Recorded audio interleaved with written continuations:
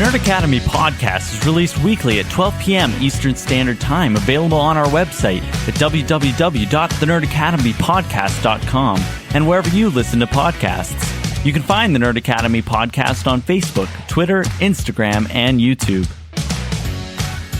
You can also help support the show by going to patreon.com/The Nerd Academy podcast, where every donation allows us to bring you more exciting content every week.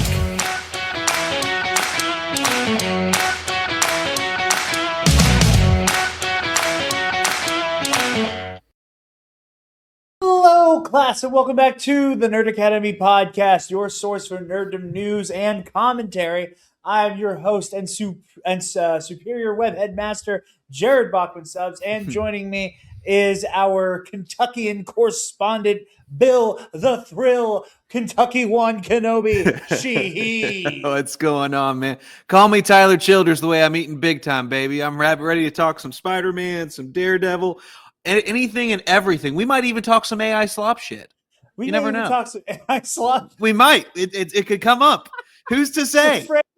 The phrase, we may even talk some AI slop shit. Incredible. Yeah, we got a decent episode of news. A whole lot of like, oh, this is a thing type stories, but also we talking lots about Spider-Man Brand New Day. Pardon my hiccups already. Talking about the season 2 premiere Daredevil Born Again, which I loved. I'm very excited to get in the weeds on. But before we even talk about Sunday's Bloody Mary, a little bit of housekeeping. Road to Doomsday going strong. This coming Monday will be our Loki episode. I'm sorry, I'm a liar. This coming episode will be with Falcon and the Winter Soldier. And Great then show. Loki after that. Not a big fan of Falcon and the Winter Soldier.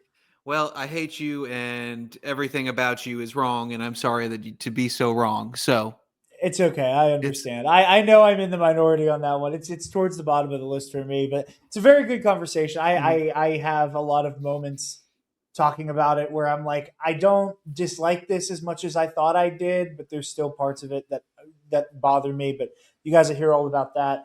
Also, you guys are going to be getting very well fed in the near future here. Those of you subscribed to the Nerd Academy podcast. Not only are we going to be talking Daredevil Born Again week to week here on the main show, Knights of the Nerd Republic, we are also going to be talking week to week about Maul Shadow Lord very soon, on top of weekly uploads for the Road to Doomsday on Marvel Mondays. So I'm not 100% sure on the release schedule quite yet, because Born Again and Maul Shadow Lord are going to be coming out really close to each other. I have 3 days off a week, so I'm not 100% sure how it's going to shake out yet.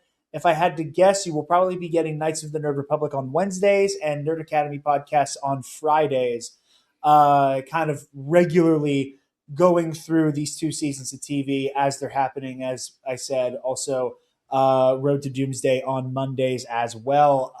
But yeah. We'll have a very special guest on the first episode of KNR covering Maul Shadow Lord. We are going to be joined by none other than Alex and Molly Damon of Star Wars Explained. Heck yeah. It's been a hot minute since Alex and Molly have gotten to be on Nerd Academy. So expect an SWE TNAP crossover in early April to talk all about Maul Shadow Lord. We'll be recording that the night the episode comes out. So it'll be very fresh.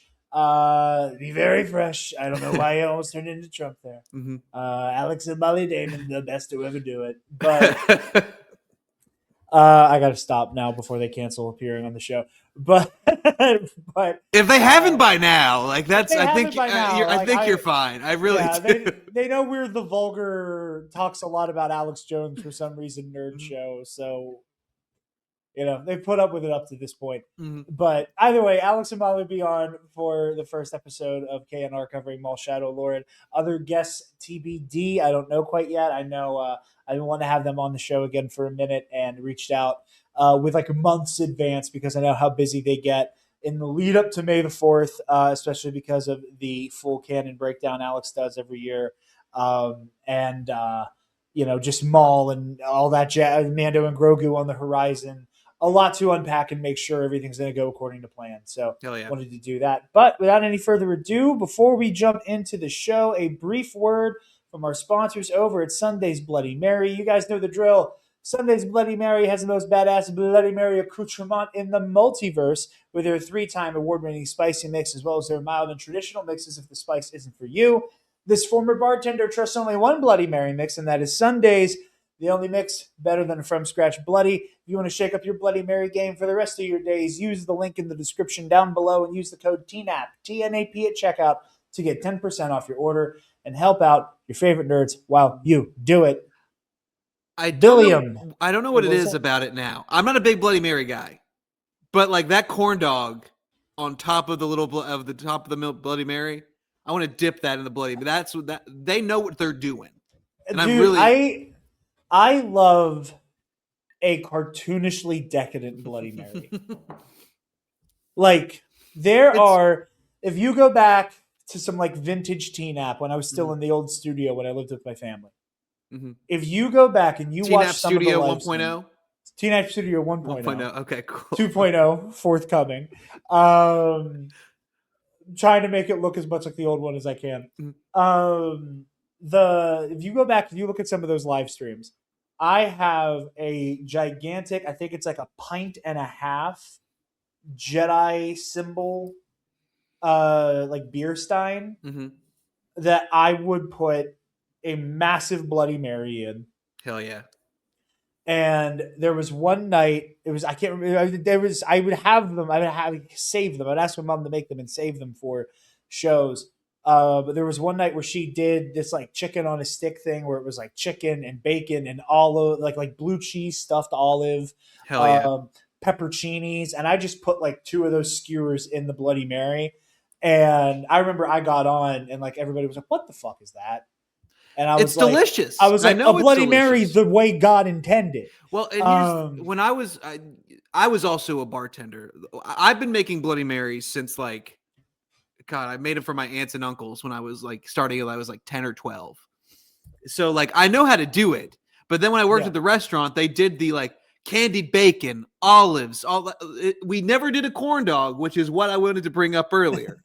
But if I will try a Bloody Mary if it has a corn dog. I kind of actually just want like a like a kind of a corn dog straw where you can just kind of suck out like through the. No. You've crossed the line even for me. We're not I don't Lizzie know, man. sipping. We're not Lizzie sipping. Why not? That's just too much. And that's too much even for me. And y'all know what my sheets order looks like. That's too much for me. Okay. Well, anyway, corn dog. I'll make sure when you come up, Taylor hollows out a fucking hot dog for you. I want it. Sip my bourbon and cokes with the glizzy straw. Yeah, absolutely.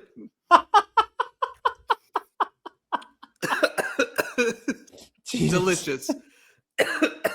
Well, I don't even know how to continue the show after Glizzy Spider-Man. We finally got our first look at Spider-Man Brand New Day. Bill, how are you feeling? How are you feeling with this trailer? It looks great. Like I really am. I was really, really excited to begin with. I think they showed us just enough where it gets you excited. It doesn't reveal too much. Like it doesn't reveal anything about the story. I know you get beats, you get people that are going to be in it. For me, I think what's exciting about this, I was excited about Punisher beforehand, and now like seeing their dynamic, I think a lot of people might have been worried that like, is this going to work? Immediately, I don't know if it's just John Bernthal or if it's Tom's energy with it. It works immediately. Like he fits in the narrative. I think he fits in that world. And I also what I'm really impressed with, it looks like they're going to do a more grounded, like street level Spider-Man, which they have not done really. I mean, you could maybe Homecoming, but like everything else has been kind of super connected to the MCU, and this feels like kind of. The MCU is coming to Spider-Man. Yeah, absolutely. I have a theory. I feel pretty confident in saying it, but I want to talk about it later when it comes to like street level heroes. So I think we're dealing with a No Way Home situation where there's so much like space in some of these shots where it's like there's a couple like they're people doing the thing again. Yeah, they're doing it. The first time I saw the teaser, I was like, are you really doing this again? Where it's like Spider-Man with like so much weird, empty, negative space leaping at, Lizard and Electro and Sandman in No Way Home. Similar thing here, fighting the Hand. No, I really liked it. I will say it's nice to see that I have something very much in common with Peter Parker. And that is we have some really intimate beef with Imanis Fondi. Bummer, dude. Bummer. For those of you at home who don't know this story, real quick, a couple of years ago, I was ambushed on social media with a cameo paid for by a mutual friend of ours, one Trey Mitchell. You guys have seen on the show before, and Alden Diaz, who need no introduction. That it was Imanis Fondi going, "Hey, this is for Jarod the Dark Jedi. I heard you love Star Wars, but you're booty at Star Wars trivia, and that you're 6-0 against Alden. 0-6. Pregnant pause. They're 0-6 against Alden, and that you're afraid of him. Pregnant pause. Bummer, dude. Bummer. Anyways, may the force be with you." Yeah. Anyway, it's so funny. So funny. Bummer, dude. Incredible. That also made it's somewhere on Twitter. I'd have to ask him to see if he can dig it out, or I can go hunting for it. That also led to Kaysen making his iconic Epic Confrontations Many Men promo for me, where it's just everybody talking shit set to Many Men by 50 Cent. And that only happened because of the Amon thing. And then flash forward a couple months, Taylor and I are at Fan Expo Philly. There's nobody in Imanis Fondi's line. And originally, I just wanted to say hello and tell him, "Hi, it's me," because I had to.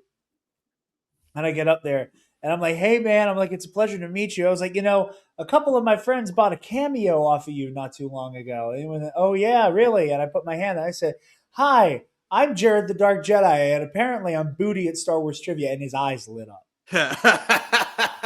His eyes fucking lit up. I forgot this part of the story. He went, "Oh my God, you're Jarod." And he literally goes, "I didn't mean that shit, man. They paid me to say that."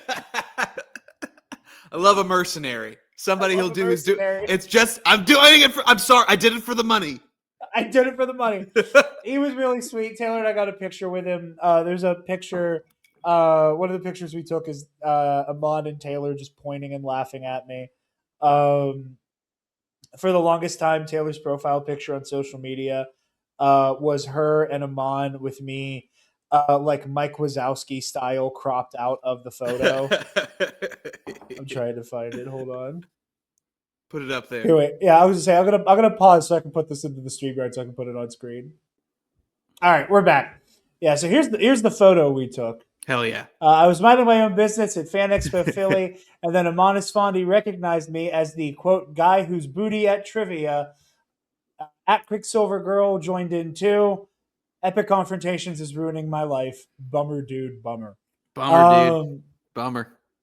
But yeah, all that to say, I'm excited to see Imanis Fondi here. There's a part of me that's like a little bummed that like, if Amon's here and he's playing Paul, then like it's a little disappointing to me that like all Imanis Fondi's going to get to do is be like the guy who quote unquote stole MJ from Peter. Like there's a part of me that like if Imanis Fondi was going to join the MCU, I would have liked him to have played like somebody with powers or something. So does he have a name in them? Like, have they like? I don't know if it's been confirmed. There's a figure in recent comics named Paul who like the readers have taken to like absolutely hating, just because like some of it is like, oh, he stole MJ from Peter. Some of it is some weird like Paul is cocking Peter shit. Okay. Fucking beta. Beta Peter Parker. But it's gonna be fun nonetheless. I'm excited to see him on here. It's funny because right before we got the trailer, you and I did the Road to Doomsday for Shang-Chi. And we talked in the episode of Road to Doomsday for Shang-Chi, which again, if you're a $5 patron, you can hear already. If not, you'll have to wait a few weeks. But we talked about it in the episode. Taylor and I talked about it in the audio commentary. That like every time there was an action beat in Shang-Chi and the Legend of the Ten Rings, I got giddy because I remembered this fucking guy is going to do Spider-Man here. And this teaser immediately, I think, paid off some really high expectations of what Destin Daniel Cretton behind the camera as a director, as a shot composition guy, could do with the power set of Spider-Man. I think we're going to see some things in this movie that Spider-Man's never done before. Like, and just we wouldn't think like Spider-Man do. Like, I think once I heard that he was on board to direct this, I don't know why, but like I'd never like thought that he would ever be able to do one. But like the minute that they announced it, my thought was exactly that. Like, oh my God, that's going to be so great. Like, it's going to be awesome to see what he does with Spider-Man. So and then they already set the expectations sky high with that video of like the practical swinging through, what was it, Glasgow? Yeah, where they were filming, where like just that alone was like, whoa, this is new territory, top to bottom. So that was exciting in and of itself.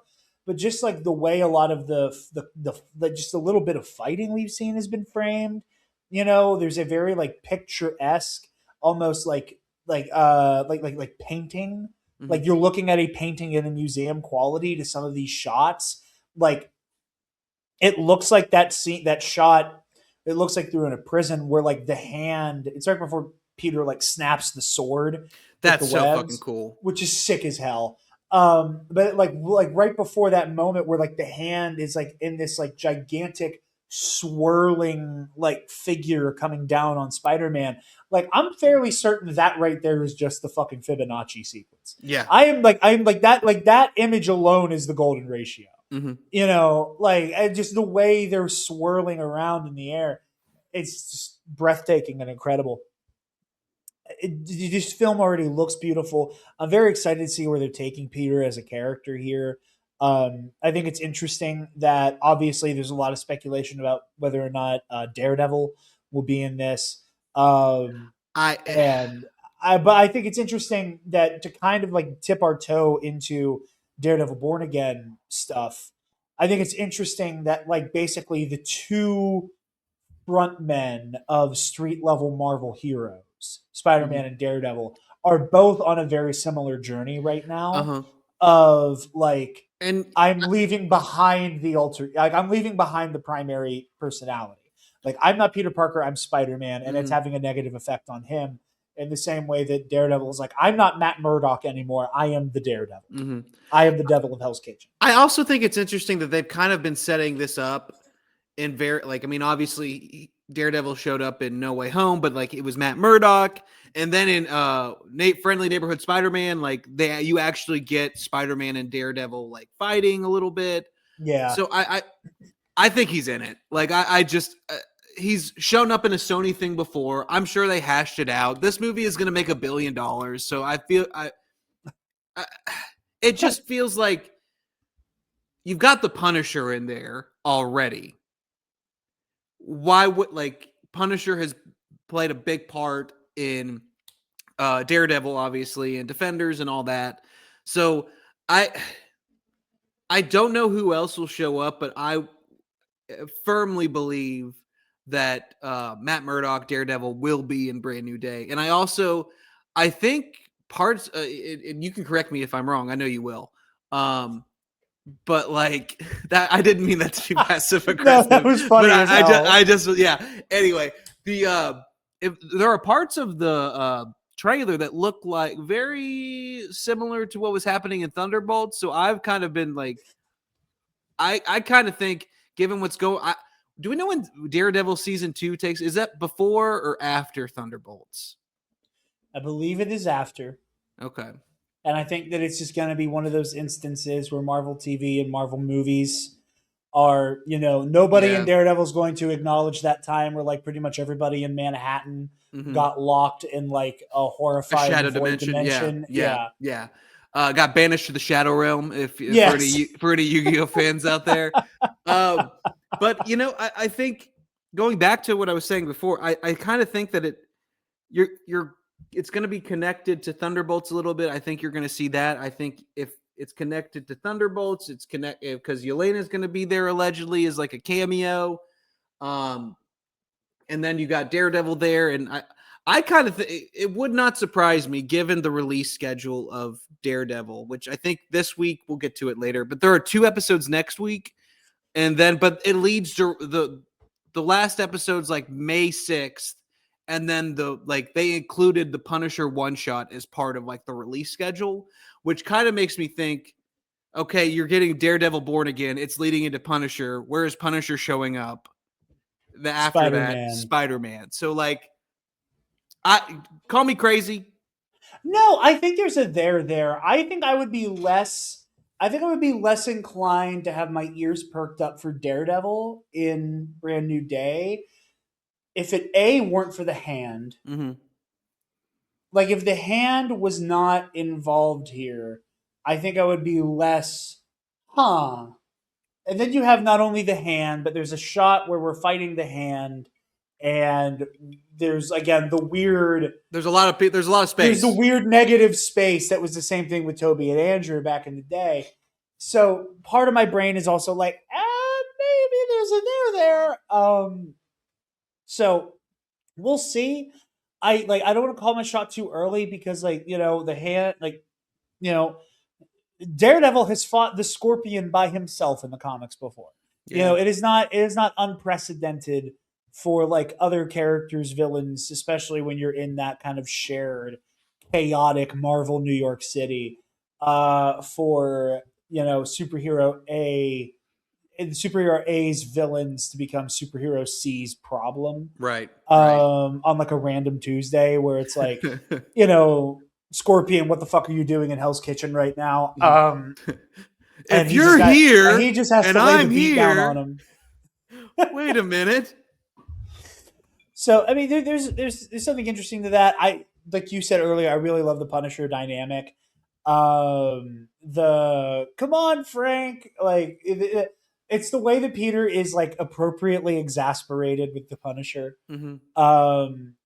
That I quite love, especially. Frank, are you murdering again? Like are you punishing again, Frank? It's it's appropriately antagonistic and it's appropriately exasperated. That little bit mother. Okay? Go home, Frank. I think because we've already had one F-bomb in an MCU movie. A PG-13 rating allows one F-bomb. I think Frank will get one. I think he'll get one in Brand New Day. I kind of think they will. Here's why there's a precedent for that though, and that's because I don't know if No Way Home does it, but Homecoming and Far From Home all have a moment where there is an F-bomb that's cut off by the credits.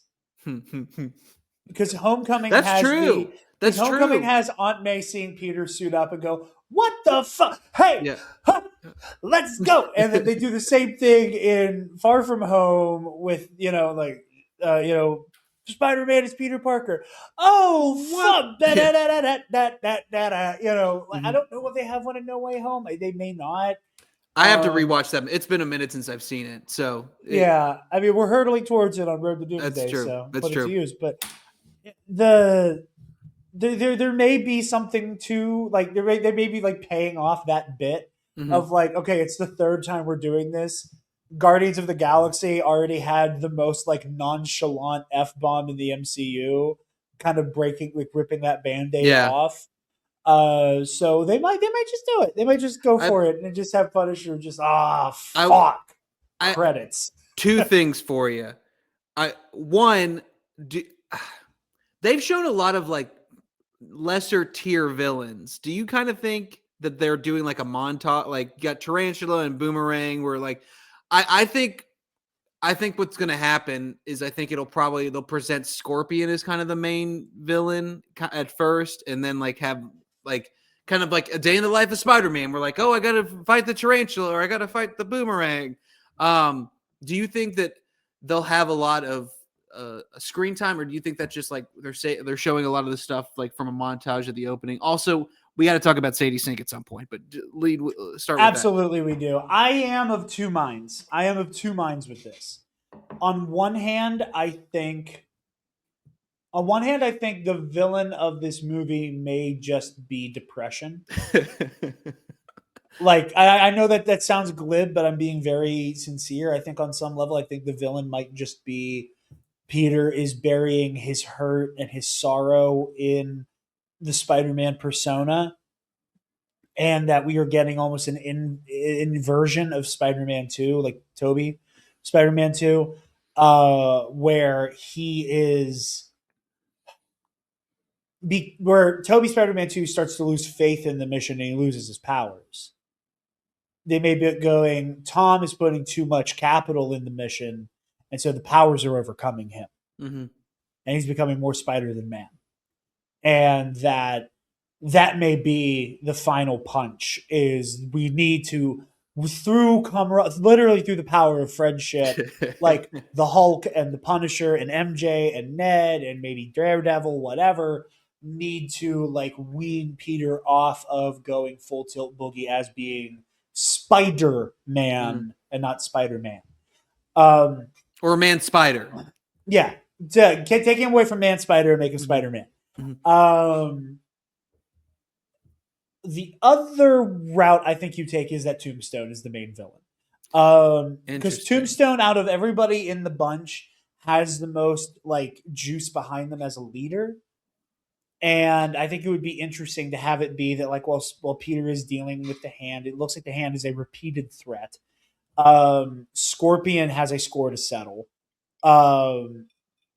I think people like Tarantula and Boomerang, and even I think the Beetle was alluded to as being somebody involved here. I think that those guys are all going to be jobbers.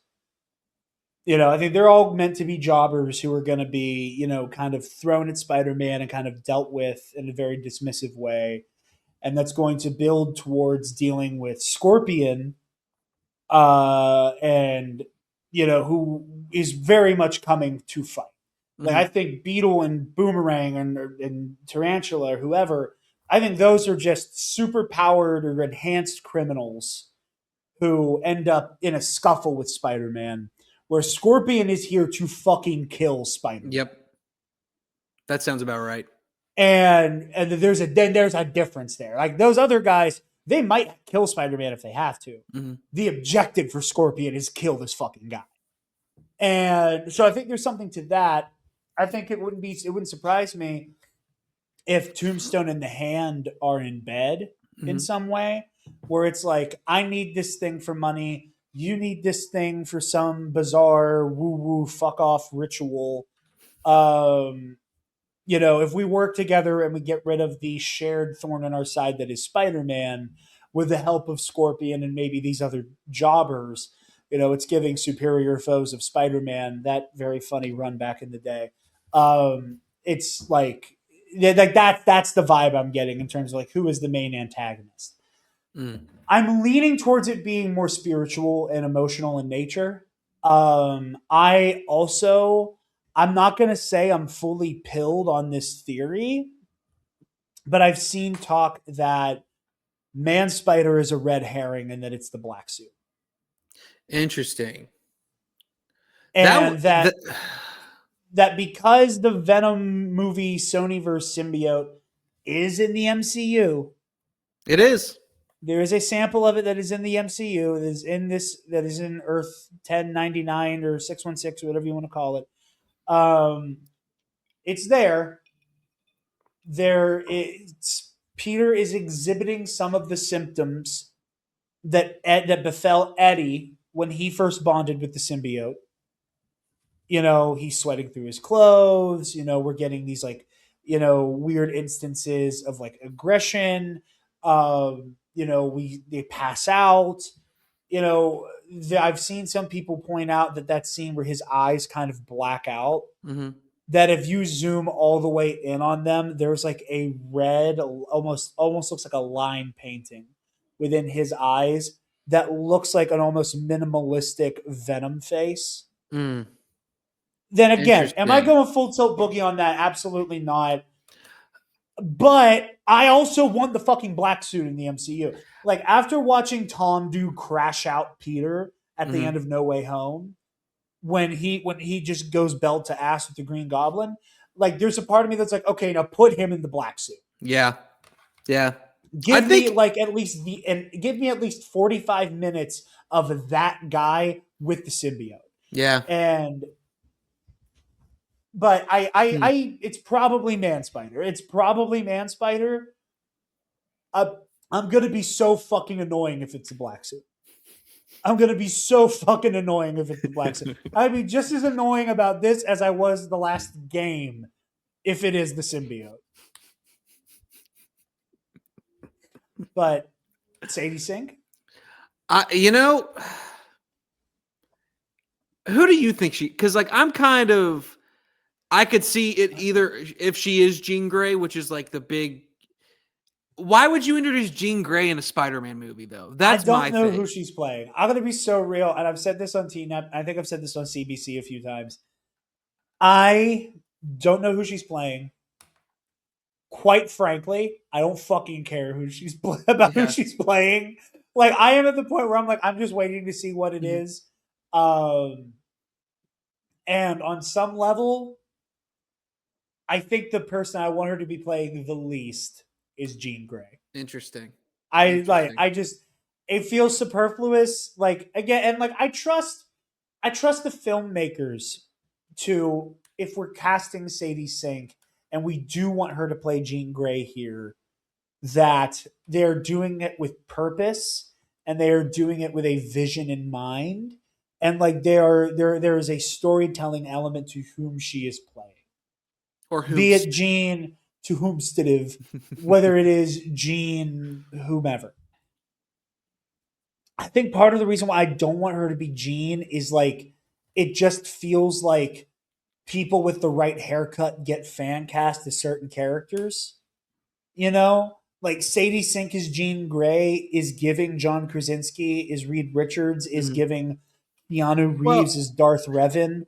Like, and it's just like y'all just saw red hair and that she's young. As we all know, redheads can play three people. It's Jean Grey, Opie from the Andy Griffith Show. Yeah. And the third Ron Howard role from Happy Days. So those are the three. Everything else, it's two Ron Howard roles and then Jean Grey. Those are the three.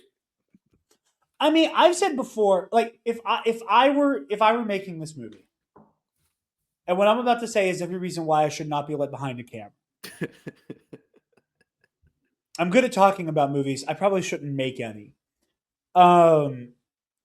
Since this is our last 2-hour knowledge project before Avengers Doomsday, at the very least, it's our last movie. We might get a show or two. We might get Vision Quest finally. Who knows? If this is the last movie, there is a part of me that thinks it would be really cool to do what we got with Infinity War into Ant-Man and the Wasp, but backwards. Where if we know for a fact that Spider-Man Tom Holland is not in Avengers Doomsday, I think it would be cool as shit because I would hazard a guess that the Avengers are going to lose in Doomsday, that the movie happens and we're getting close to a resolution, and the back 10 minutes of this movie is multiversal Armageddon. Yeah. Like that's what I would want. And if there is a multiversal element to this, because we are on the precipice of Doomsday, there is a part of me that would kind of like Sadie Sink to be Mayday Parker. Like that has been my thing from day one. Well, if this movie is going to evolve the multiverse, let this be Peter's daughter from another life, and you continue the idea of Spider-Man One More Day that was percolating in hold on. No Way Home. So if remember back to the spell in No Way Home, it's people who know that Peter Parker is Spider-Man. If she's a leftover from the multiverse stuff that happened in No Way Home and she's just been living here and has had all these powers. Yeah. That would kind of make sense to me, but Once again, Yeah, but it also looks like they're implying that she's doing some type of mind control or possession. Yeah. So I will let maybe she's made a Parker thing be gone, and I'll live with that. But that is like the only thing I have to say about Sadie Sink in Right. Brand New Day, aside from maybe she's Jean Grey. I don't know. Yeah. But either way, this is shaping up to be really fucking good, man. Agreed. And we haven't even talked about Keith David potentially, like, did you like him being is that in it? Keith David? I is think that it Keith is. David? I think because it some is. people have been saying it's just the guy who plays Tombstone. And I just don't like think it was so. a part of me that can't quite. I was part of me like I know is what that Keith David? I don't. Granted, I've only seen that guy in Black Lightning. I don't know. It sounds like him, but like if you're gonna do like Keith David, like maybe if he's Kurt Connors, like that would be kind of fucking cool. Like Keith David, Kurt Connors would be cool. I've seen people saying that maybe Keith David is playing. I can't remember his real name, but maybe playing the Jackal.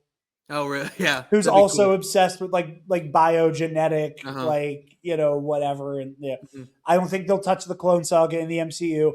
My like Gonzo theory about Spider Noir is that show is doing the Clone Saga. Interesting. And that there's a reason why Nick Cage is playing Ben Reilly and not Peter Parker. That is my Gonzo theory for that, is that we will get the Jackal and the clones in that. But that's a topic for a previous episode. But yeah, do you have any other thoughts on Spider-Man? Spider-Man, good. Spider-Man gonna be great. I am so pumped for this. Me too. It's a brand new day. Bill, let me ask you a question, because you're more of a Nintendo guy than I am. Yes, sir. What the fuck is going on with this Mario movie? Dude, I think it's gonna be fucking awesome. I really like. I was not expecting there to be an almost like MCU quality to like. Okay, well, we're going to space, so let's just do all of our space. I think so. I was already excited for this for Mario Galaxy movie, because I think the first one gave me like just from a pure nostalgia like sense, like the one moment where they like it's him and Donkey Kong and they play the music going through like it was. I remember sitting there with I think I was there with you, and I just remember like it's like, man, to be. If you had told me as a kid that I would be watching a Mario movie where like Donkey Kong and Mario are fighting with like the like music with like a symphony around, like I think what's interesting about Mario Galaxy movie is it's going to be, now that we know that Fox McCloud is going to be in it, voiced by Glenn Powell, which broke today. Yeah, which broke absolutely, today. like today. Now that we know that, I think that like there have been jokes about like, well, are they going to do a Smash Bros movie? And I'm like, they might fucking be doing a Smash Bros movie. Like, so that's like, kind of my main question is like, because like even in Mario, oh my God, I can't believe I'm about to say this. Even in Mario canon, like Fox McCloud doesn't show up in Mario games or like any Mario stories. So like the fact that they're doing like the most handsome person who has ever graced the screen of the Nerd Academy podcast feed is really putting the nerd in Nerd Academy with the sentence, when looking at Mario canon. You have to. Yeah, I mean, but like it's so interesting because I think we initially looked at it as like, oh, this is like the Mario, like I said, the Mario, the MCU, the Mario Cinematic Universe. And maybe it's the NCU. It's the Nintendo Cinematic Universe. Maybe we just have been looking at this the wrong way. So if it's the NCU, that's really exciting because there's if you're going to do Fox, you got to do you can do Falco. Kirby, Falco. Well, yeah, Falco, like just even in Galaxy, but like I will say it doesn't feel shoehorned either. Like this, like you said earlier, they're going to space. They're going to the galaxy. You've got a character that like is in a spaceship. Like it makes sense for him to show up. Now it'll probably end up being like, I don't, initially my thought was like, this might be just a little cameo, but at the same time, like, you've got Donkey Kong already in there. You've got other Nintendo characters in there. So maybe he's like he's a big part of the story. So just as a fan, I'm excited because I think when the first trailer came out a couple months ago, somebody had like done a freeze frame and it kind of looked like, is this Fox McCloud? And I'm like, there's no way it's Fox McCloud. And then today, it's Fox McCloud. I've been following this story from such a distance where I'm like, God, I hope that's true. Yeah. Because I've never played a Star Fox game in my life. I like playing as Fox in Smash, a game that while I'm a big fighting game guy, am not good at all. Same. And I was like, God, I hope this is true. God, I hope this is true. God, I hope this is building towards a Smash Brothers movie. Because, like, to me, and correct me if I'm wrong, pretty much all of that IP is just something that Nintendo just has. Yeah. That, like, Nintendo can just greenlight any of, like, their, like, Nintendo stable of characters to show up in. I don't know. Because, like, we already have Pikmin. Deal. Right. There's the Pikmin that are already out there that we know are going to be in there. We know, obviously, Fox McCloud now. You could have Captain Olimar if you're going to have the Pikmin. Like, that would make sense. So like the natural, like the last like pieces of that puzzle really would be like, I mean, to me, as somebody who like started playing Smash with Brawl, right? Mm-hmm.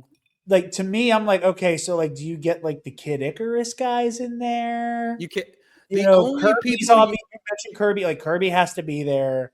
It's my understanding the only like the Smash people or Nintendo people, like you couldn't get like Cloud or Sora or all the people that they've added in Ultimate. Like there's like Solid Snake, and even then, like Konami might just be like, you want to put our most well-known character in a movie that's gonna make $1 billion?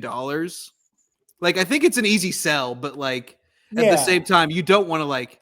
I'm sure Nintendo being a greedy corporation, just be like, we want to keep all the money. Which but like that's what I'm saying. There was like those core Nintendo characters. Yeah, I think they're fair game. It would the only one that I doubt would like show up, but they may if they did like a Smash Bros. I don't think Link or Zelda would show up because that's the big one that I was about to say. It was like, what about Link or Zelda? Unless they clear like, I think it would be easy enough where like you could clearly be like, all right, this is the cartoon version of Link and Zelda, and this is not connected to the live action Zelda movie that's coming out next year too. Right. So I think I would not be surprised if this is leading to a Smash Bros movie, but like at the same time, I think it's really cool that like that Fox is in it because then I just saw on Twitter this morning people just like, well, if you're going to have Fox in this, you can have a Luigi's Mansion movie. You can have a Captain Olimar Pikmin movie. There are a bunch of like movies that you can do from this or stories that you can realize. You know who I just realized is like the one space character who's not been acknowledged? Who? Samus Aran. That's true. That's a good point. It's a good call. That's that. I think if they do, like, I think this will be a test case if they'll allow some of their characters to show up in other like forms. Because I think Nintendo is very, very, very, very selective when it comes to their IP, and they're very protective of it.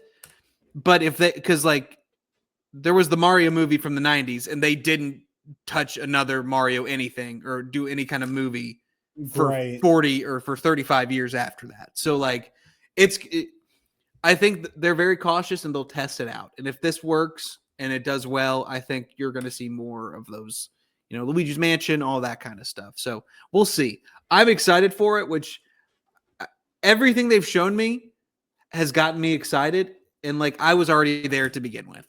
Like I'm already in line. The theater workers are scared, but I'm seated. So, but I'm there. So I'm very excited. I'm going to try to get out to the theater to see this one just because it's so funny. It's so funny that it's happening. Let's go. With one other quick story, one that I think is interesting. Stephen Colbert Mhm. has been a bit of he's kind of gotten the brunt of some of the Trump administration era censorship. Mhm. Not necessarily fairly, obviously, like it's one of those, like, late night is dying. This may have happened regardless of who won the 2024 election, Right. but this hammer came down for a specific reason, Mhm. and there's no getting around that. But Mr. Colbert will be kind of landing on his feet, as it is being reported that he is going to be penning a new Lord of the Rings movie, which You know, I'd call that a promotion. Lord, I see what you're doing for others, and I want you to do it for me. Like, here's the thing about Stephen Colbert. Stephen Colbert is one of my like comedy heroes. I've been watching him since I was in elementary school. Love him. He has no one loves Lord of the Rings. I don't think the Tolkien family loves Lord of the Rings as much as Stephen Colbert does. First of all, I'm okay with it. He I'm knows into it. it. He's a great writer. He's a great performer. So like he's working with Peter Jackson, right? Like it's Jackson, him, and Colbert's son, correct? Yeah. So I'm okay with it. I just to see one of my heroes getting to write a movie for his favorite universe is like it's inspiring for me because like that's what I want at some point. I like to have that late night show and then to transition to my screenwriting career of writing Star Wars movies. So Yeah. I mean, from what it sounds like, he's going to be adapting 6 specific chapters from early in Fellowship of the Ring mhm. that did not make it into the original Lord of the Rings trilogy, um, which I love. I don't know what that means. I've never read those books. I have only in the last year realized that I'm a big Lord of the Rings guy, and I want to continue that. I want to read the books at some point, but this is just one of those like funny stories where I so hope that this movie happens and moves the way it's Mhm. supposed to. Me too. Speaking of other really good news that makes me in particular happy, rest in piss Sora AI. AI slop. OpenAI, from NPR, OpenAI pulls the plug on Sora, the viral AI video app that sparked deepfake concerns.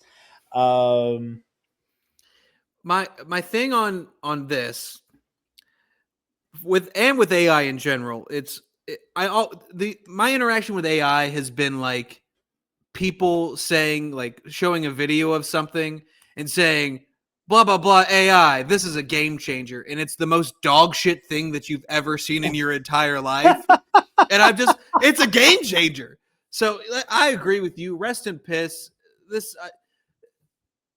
I don't think we're ready for any of the AI stuff to begin with.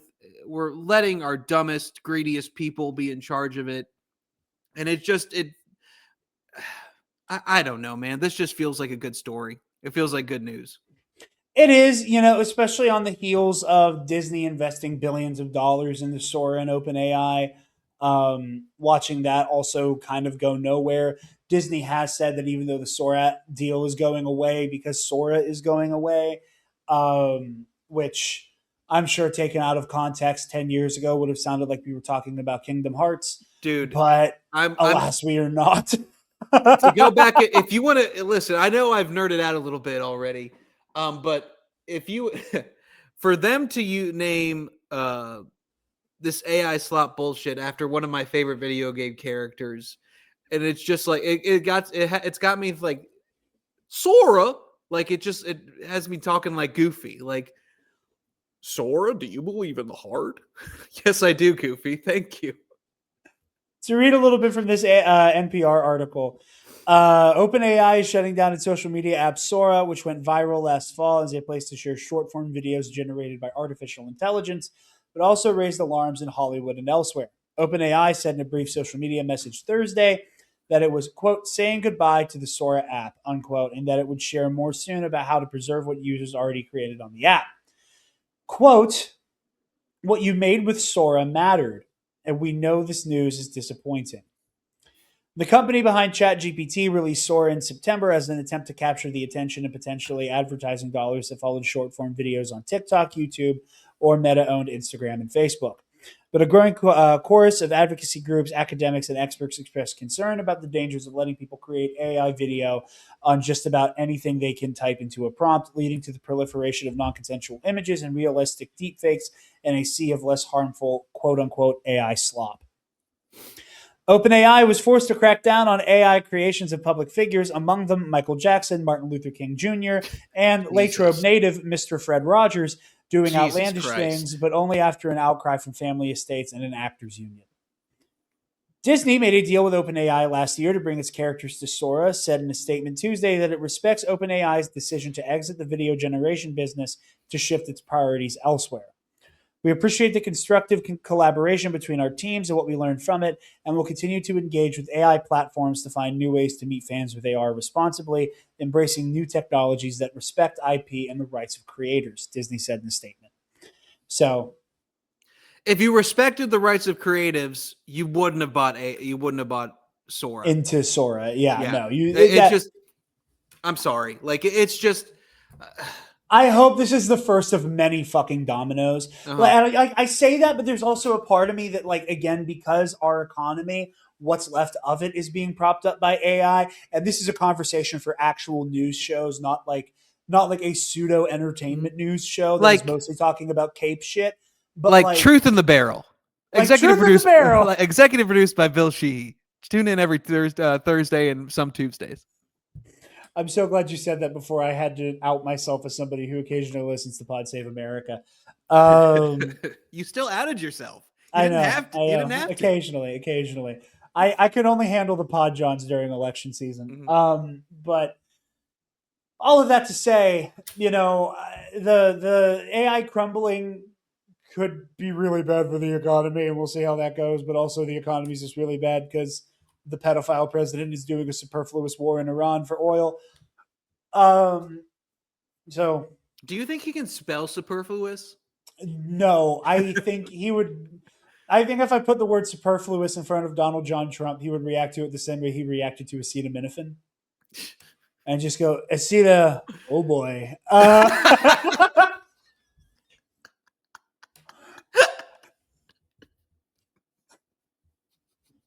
It really is a shame that one of the most evil men to ever live is also maybe one of the funniest men who ever lived. True. Two things should be true at once. It can. It was a couple weeks ago. I was having a conversation with Alden and Eli on Fortnite, and they mentioned I was like, because like Trump has so much more dementia now than he did before. I was like, there haven't been as many like, oh, he's evil, but god damn it, he's really funny lines in Trump too. Anything we haven't had anything like it is one of the greatest hurricanes in the perspective of water. I will say him talking about the ballroom, like when he was like at the cabinet meeting and he like walked up to go look at the wow, I'm gonna go look, just like stop the meeting to go look at them do the construction. But that's just the dementia. Wow. I'm talking about like we have it like Eli pointed out, and he's right. Also attached to the acetaminophen press conference. Boy. Nothing bad can happen. It can only good happen. Yep. That's a banger. That's a certified Trump classic, unfortunately. But yeah, all that to say, death to AI. I am a firm supporter of the Butlerian Jihad. And speaking of the Butlerian Jihad, Dune Part 3 trailer. Interesting. Yeah, I didn't know where you were going with that. I was really concerned for a second. I was like, oh. See me? I'm doing segues like a good podcaster. Gotcha. Huh? Heard. Dune 3 trailer looks good. That was my exact reaction. I know my thing with Dune Part 1, like, it feels like, oh, it's just getting good, and then it ends, and then the getting good part is Dune Part 2. So like, I have no idea what this is going to be. It looks good. Like the chant that Timothée does in that is it's like it sounds really epic. It sounds really cool. I will probably be doing the Doomsday double feature, which that's not something people are really. It hasn't. I know people have talked about it. I don't think people realize there are two like humongous blockbusters coming out on the same day. So like, I'm gonna go watch it. I will probably prioritize Doomsday, but like I will go see Dune on the same day because like it just by virtue of the fact that I have dedicated an entire calendar year and a half to preparing for Avengers Doomsday. Yeah, you got to. I kind of have to see one of those first, and we'll probably have to wait on Dune. Well, what you could 3. do, I keep wanting to call it Dune Messiah because let me make clear: I have read most of the first Dune book. I've not read Messiah, and what's my goal before it comes Dune, out? Dune Messiah, and then Children of Dune? Dune. Okay, gotcha. And I want to, and from what I've heard, it sounds like a lot of like Children of Dune, not a lot of, but like from what I understand from like the real Dune freaks, like the Arachimaniacs, have said they think there's going to be some Children of sprinkled into what is going to mostly be Messiah. But I'm excited by it. You know, not to tip my hand too much, just because it's still coming out. But like the Attack on Titan season of Pro and Noob, I think has kind of like primed me for Dune Messiah, just because so much of Attack on Titan is very similar to Dune. I think Eren Yeager and Paul Atreides are cut from the same cloth. So too with Anakin Skywalker / Darth Vader. They are these characters who are the poster children of cautionary tales and stories about making the wrong decisions and going down the wrong path and losing your way. The road to hell is paved with good intentions, charismatic leaders, all that jazz. You know, and they all do it in different ways. You know, I think if you were to do a Venn diagram of Paul Atreides and Eren Yeager, the center point where they overlap is Anakin Skywalker in many ways, because you get equal parts the road to hell is paved with good intentions with false messiah shit, with doing heinous things for in a way that you go, what you're doing is wrong. Very much like a math teacher, like you showed me your work and I see how you arrived at this conclusion, but you're wrong nonetheless. I thought you were about to like go off on like why you hate math teachers. It felt like that's I was comparing like a really bad algebra test to the fucking rumbling. Yeah. I was like, all right, Jake Paul, calm down. Like, yeah, we get that. We get it. You weren't great. This is not you. Yeah, but anyway, sorry. I thought you were about to shit on math teachers, which we support here. Yes, we support all teachers, but yeah, no, I'm really excited for Dune. My hope is to do Doomsday the Friday. Thursday night, I'm seeing Avengers Doomsday. Yeah. And I'm coming right back here and I'm going live and we're doing what will probably be the last episode of The Road to Doomsday, which will be like a live, they're the penultimate episode, and then we'll like see it again and marinate. Then they'll do one last Road to Doomsday talking about Avengers Doomsday. After all is said and done. And I think that's how that's going to go down. But I think the Friday or the Saturday is when I'm going to like sneak a Dune. I think that's a good idea. Part 3 in. Because I put too much into doing Avengers Doomsday. Like that I have that whole weekend needs to be dedicated to that movie. That Thursday, like if you don't see it, it's gonna get spoiled like immediately. Yeah. Like you got to. You got to. You just got to. 100%. But yeah. Very excited. It looks great. I love these characters. I love Denis Villeneuve's vision for them. what you were talking about with it feels like with Dune Part 1, it's like just getting good when it ends. Mhm. And I think you're right about that. And I think that's what makes Denis' choice to break up the first book the way he did so daring. Mhm. So yeah, very exciting stuff with Dune. We are going to take a little break, and then we'll be back with one more story, and then Daredevil Born Again Season 2 premiere talk. Cool. So stay tuned. We'll be right back. Alrighty, we are back. I actually lied. We have two more stories. One's a quickie. The second one is kind of a disclaimer and kind of planting of the flag, and then Daredevil. So, quickie story. Wonder Man has been renewed for a second season. I have not seen Wonder Man yet. Dude. I'm saving watching Wonder Man and Ironheart for the first time For Road to Doomsday. for just when we get to it on Road to Doomsday. I'm happy. I'm so effing happy about it. It's one of the best Marvel shows that they've done it's up there, despite what some on this show might say, it's up there with Falcon and the Winter Soldier for me. It's very fun. It's way different than anything they've done before. This is really, really great news, and I'll be curious to see where it fits in the MCU now, especially with Doomsday coming. I think it'll probably come after Doomsday, so that'll be really, really interesting to see what they decide to do and where it fits in. Yeah, very. Like I said, I've heard nothing but good things. I've seen the shots of Simon's actual suit, and that looks fucking stupendous. But yeah, really excited for that. Our one last story before we get to Daredevil. I will recommend to everybody at home, and I am going to jot down real quick the time code so I can actually add a card to the video version of this. Oh, wow. Like a good little YouTuber. What was this? 10140. I'll call it 5. About a year ago, we did a conversation talking about what we clipped it out as its own segment for YouTube.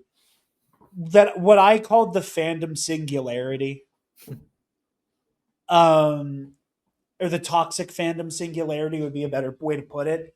That I think the new Harry Potter show is going to bring about, almost like a fucking doomsday prophecy.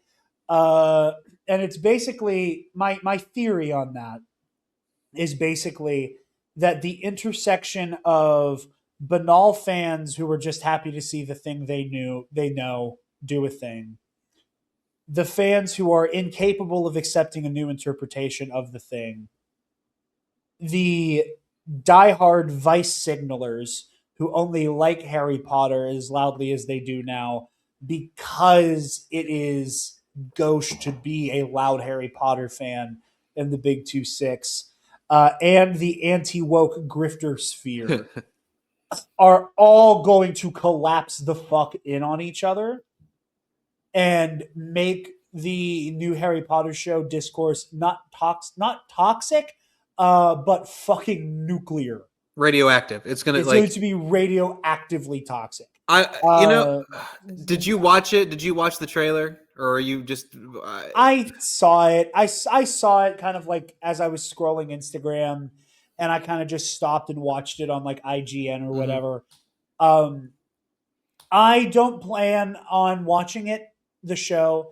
We will not be covering it on Nerd Academy. I will probably be passively from a distance in horror watching the discourse. Yeah. Because I do maintain that I think the fandom culture singularity is going to happen here. And I mean that. And like I said, I will put a card, it'll pop up and you can watch it if you'd like to when you're done with this episode. Me kind of opining on what I think is going to happen with that. The way all that to say, before I don't want to cut you off, Yeah. all that to say, even from the lens of like shitting on it or hating on it or whatever, this is probably going to be the last word about the new Harry Potter show on Nerd Academy. Aside from if some crazy shit happens in terms of the discourse, that may get talked about, but we will not be covering the show. We will not be reviewing the trailer, anything like that. But as you were saying, I apologize. It's frustrating to me that an author who wrote very, very clear books about where the main lesson is, hey, racism is wrong. All like the isms are wrong. To not take the own message of your fucking book is infuriating to me. And I've the way I've always looked at it in terms of those movies, anything before like it's hard because like anything before she became outspoken, I think is kind of fair game because like she already made the money. It's anything after I can't support. Never played Hogwarts Legacy. I saw the trailer for this. I'm not going to watch it. It's frustrating.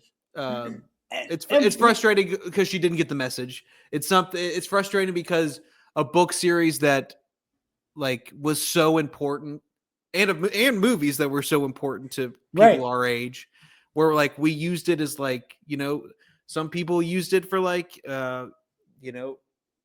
resistance stuff and like they get there is undoubtedly a lot of good to take from the story, but like you can't anymore. Like you just like you can't because of the author is a shitty person who doesn't think that trans people should be able to exist, which is fuck her for everything that she says, fuck her for her message, fuck her until the end of time. I mean, for me, and again, I know it's different. It's going to be different for a lot of people. The fact that this show is coming out on streaming also adds a weird wrinkle to it. A friend of ours has said very poignantly, part of the problem is that this is a streaming show, and that, like, by virtue, it's harder to hold anything and anyone accountable because of it. Like, if you're watching The Pit, if you're watching Game of Thrones and all of its permutations, if you decided that you wanted to do a Sopranos rewatch, if you wanted to rewatch Oz, if you're watching a Batman movie, if you went to see Superman, this is like the downhill consequence of like the consolidation of entertainment is like, you cannot spend your money on a ticket to see Superman and watch not Benjamin Netanyahu get power bombed from 100 feet in the air by Hot Girl. And that money then goes towards, the da da da da Turf Island, ha ha ha ha, pronouns. There's no getting around that. So on some level, if you're already paying for Max or HBO Max or whatever the fuck we call it this week, there's, on some level, there's like, if you watch it because you're already paying for it. You may be paying for it to watch it when Game of Thrones is coming out, House of the Dragon, or Knights of the Seven Kingdoms, and there's no real judgment being passed on that. And unless and until there's like a move where it's like, cancel HBO Max because of XYZ, then whatever. It's murky territory. This is something that I'm very like, this is different strokes for different folks. Mm-hmm. I think 9 out of 10 opinions on this, can be backed up pretty strongly. For me personally, aside from like any amount of like principled stance, I can't do it because it upsets me. I can't engage with it without like wanting to put my head in a blender. Like in the same way, like I can't listen to Kanye anymore. Like I'll be out, like St. Patrick's Day, they were bumping some Yeezy, and I'm like, and I was fucking on I was in another dimension, when that music started playing, and I'm just like, I don't get to like get, and in the back of my mind, like even while I was fucked up, somewhere in the back of my mind, like a magic wand was waved, and all I could hear in the back of my mind was, there's a lot of things that I love about Hitler. Jesus. I'm gonna go to the bathroom instead of listening to the song. Like it brings my mood down.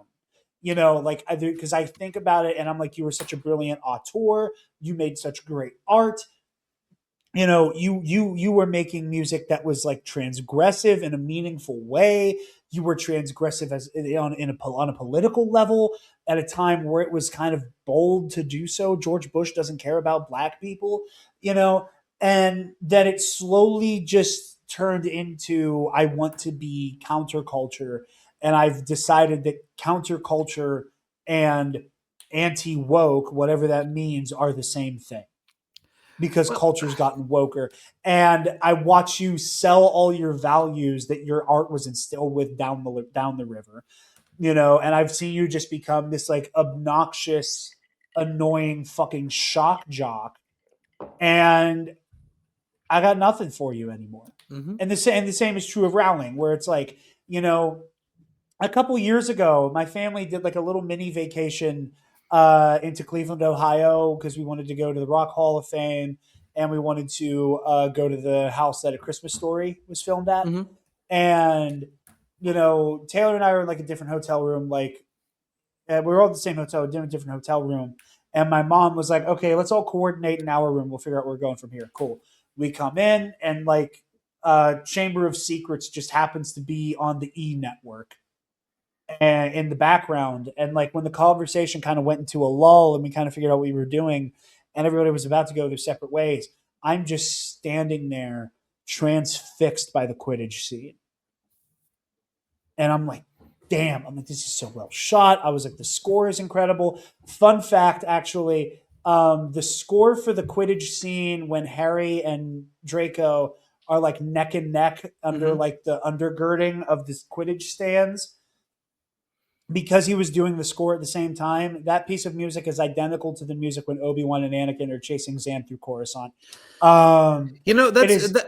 The music's identical, but I remember, and I thought of that, and I'm like, oh wow. And then somewhere in the back of my fucking mind, I'm just like, J.K. Rowling hates like 8 of your friends. Yep. And it just pulled me right out. It just pulled me right out, and the magic wore off. Mm-hmm. The magic is worn off. It has. I think for me, and those movies, especially the first 2, hold such a special place in my heart because like it was when I was a kid, and everything felt magical. And I got like, my mom loved those movies. My grandmama loved those movies. It was something we would watch together, and it meant something to have that.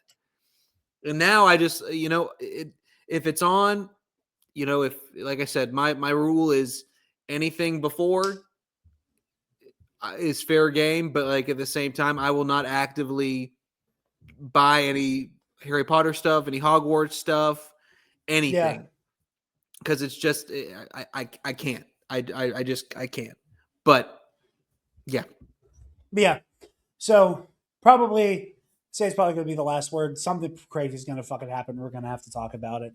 But all of that in the rear view. Bill, how are you feeling? Okay, I was to say, how are you feeling about this new episode of Daredevil Born Again? Let me ask you first. How did you feel about season 1?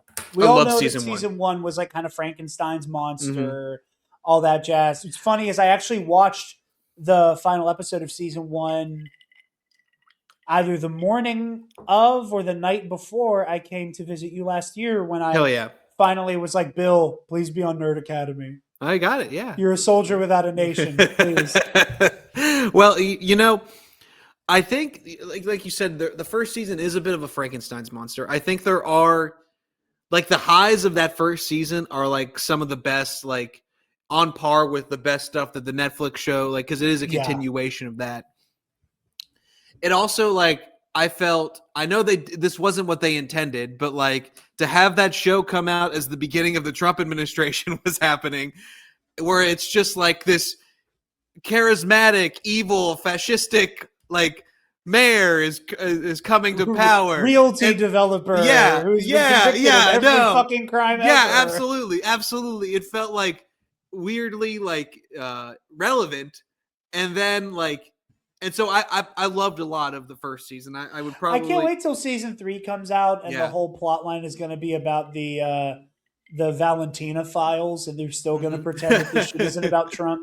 Yeah, it's good, but all that to say, I love the first season, and now to be where we are in this moment now, and now we're watching Born Again, where he's got Fisk super ice. He's got super ice at a time when ICE agents are in airports. Nobody knows why, but to have that as this is going on now, like it feels even more relevant and even more on the nose than it did a year ago. I will say, I think if I had to rate this first episode, I'd probably give it about a 7.9 to like an 8. Okay. Just because it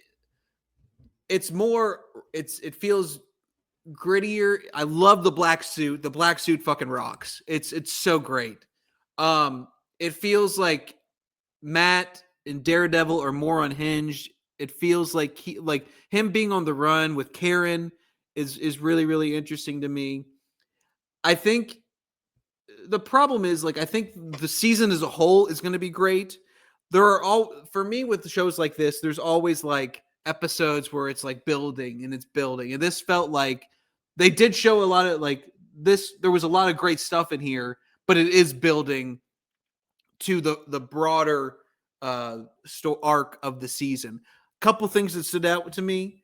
Man, Matthew Lillard fucking rocks. I want to talk about him. I want to talk about Mr. Charles. Mr. Charles. I like Matthew Lillard, the man, a lot. He seems like a swell guy. Mm-hmm. He seems like a good dude. Swell failure. I'm going to be honest. Matthew Lillard, the actor, is kind of hit or miss for me. Mm. A couple years ago, Taylor and I, every October, we try to catch up on a horror franchise. Because we're both people who, as we've gotten older, have gotten more into horror as a genre. And every year I'm like, okay, I really want to do this franchise. And a couple years ago we did Scream. And I can confidently say I don't fucking get the hype around Stu Macher. Interesting. I don't like the performance. I don't find the character charming. I don't... Do you like the movie though? I love Scream. Okay, gotcha. I love Scream. Heard. Even when Scream is I thought you were about to go on an anti-Scream tirade. I was I can't in good conscience do this. I quite like that film, and I like all the ones I've seen. Even the ones that are kind of doo-doo, I still have a good time with. And I'm not watching Scream 7 until it's on streaming, but I don't get the Stu Macher hype. Mm. I can kind of get the Billy Loomis hype. I can kind of get it.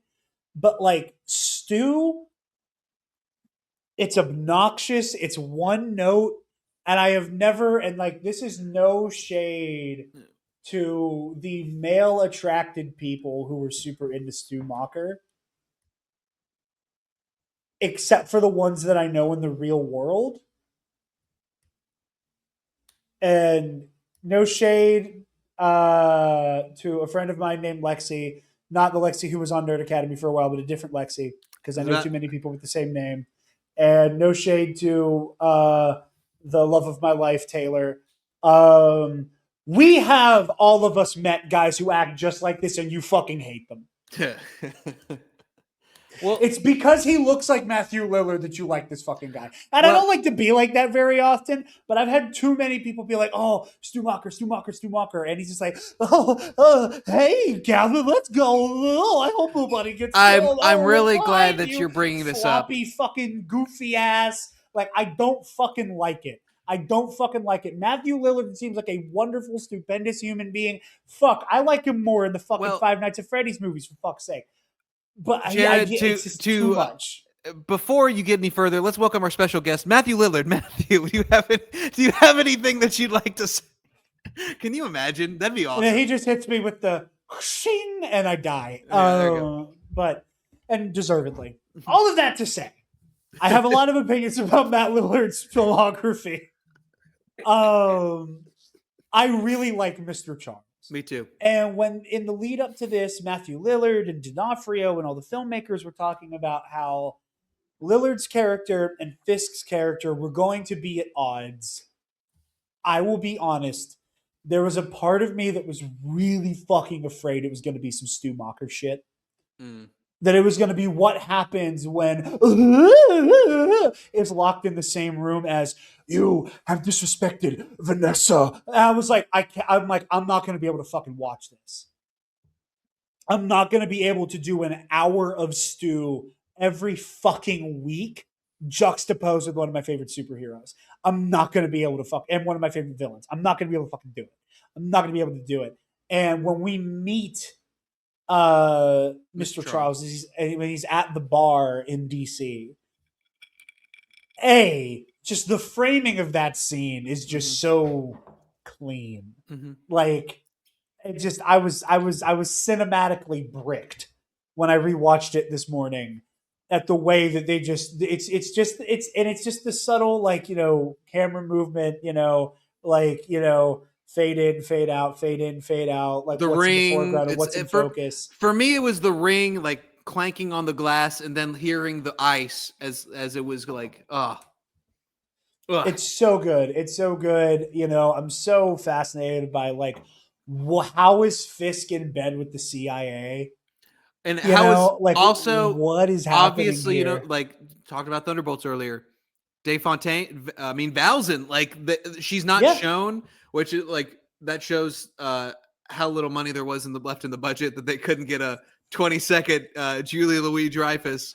It works more for me though. It works on that it works in that way that we never really see the Emperor until Return of the Jedi.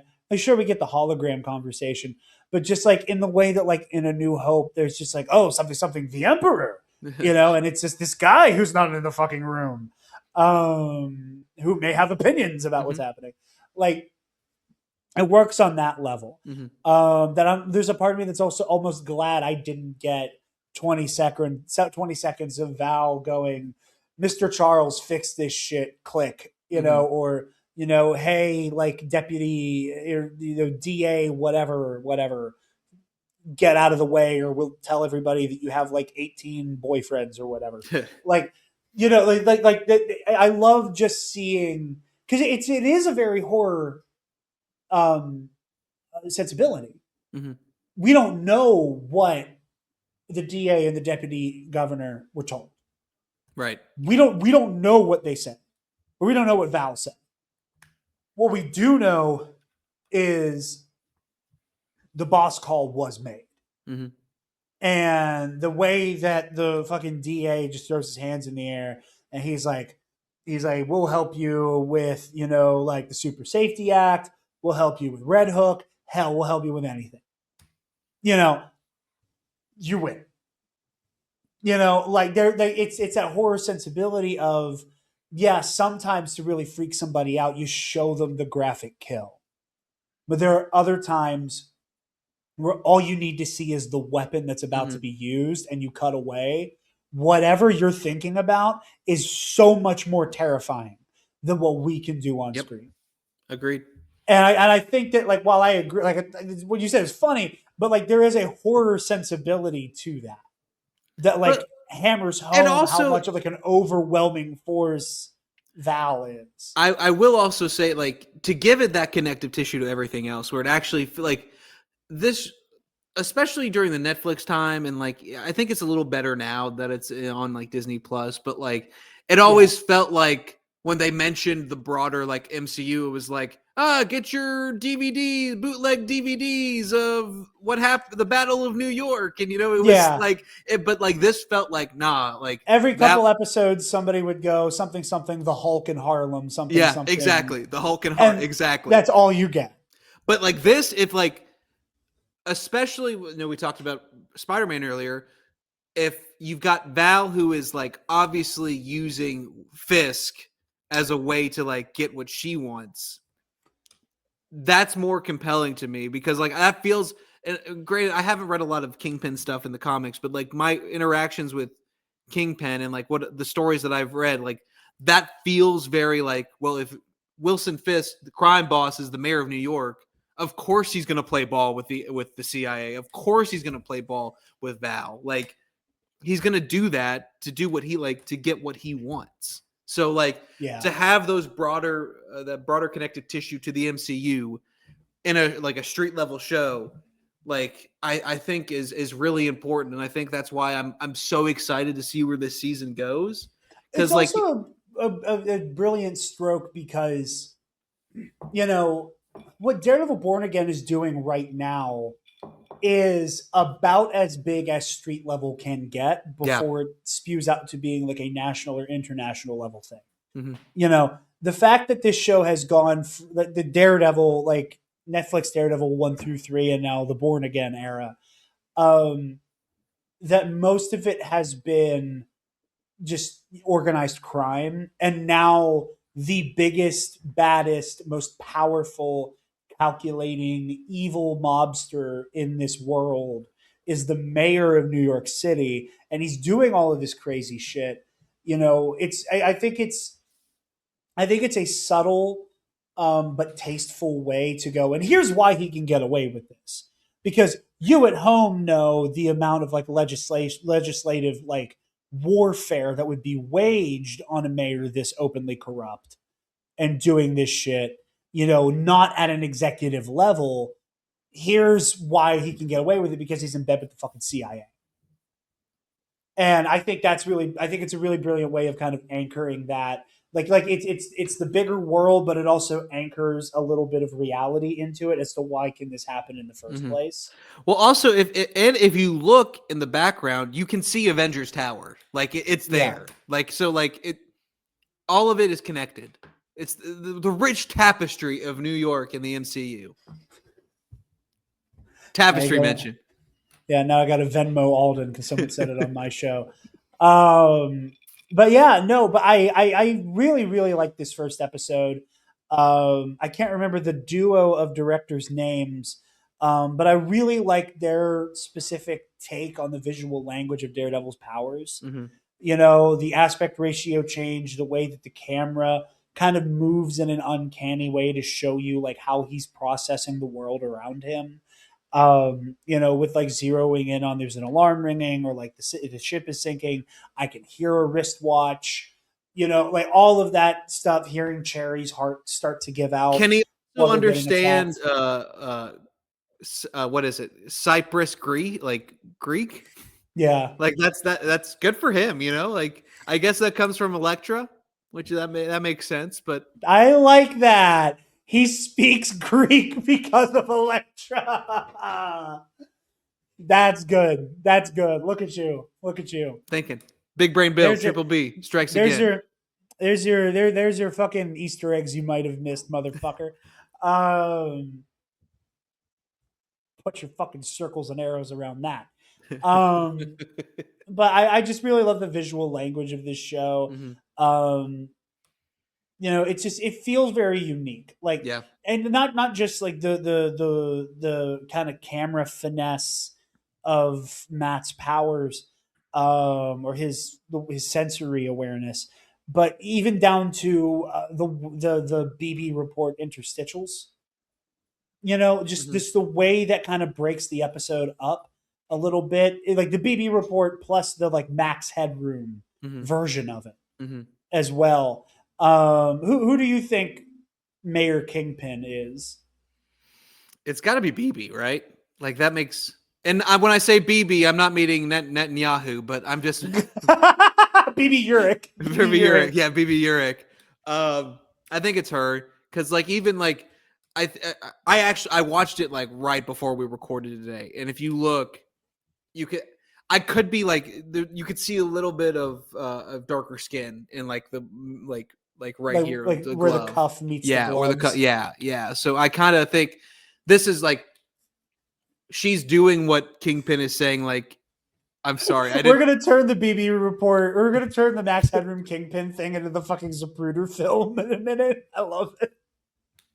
I think that it just makes the most sense because she would have access to that film, and then like.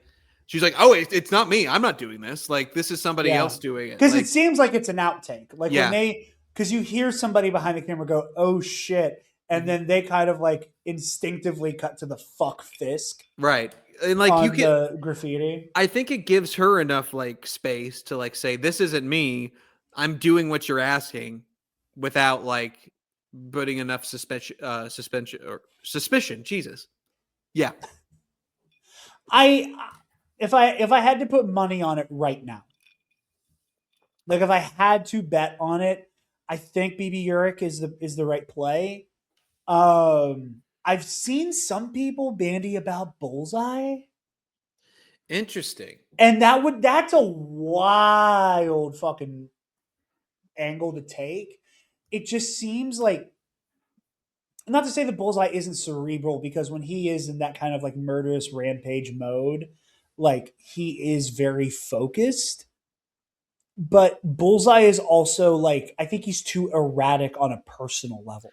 Yeah. To dedicate to doing something like this, again, this very Max Headroom. Could he do thing. that, like that performance? Yes. Could he like do the proper steps to like do the performance and then like get that video out there? I don't know.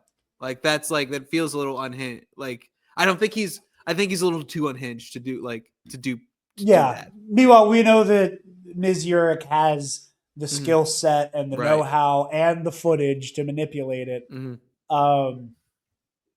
So I wouldn't be too surprised. I think it's BB Urich as well, especially because like she throws the scent off so well in the way that she defames herself. Like it's a really clever move to be like, and the propagandist BB Urich, and destroy. We love propaganda. We love the propagandist BB Urich.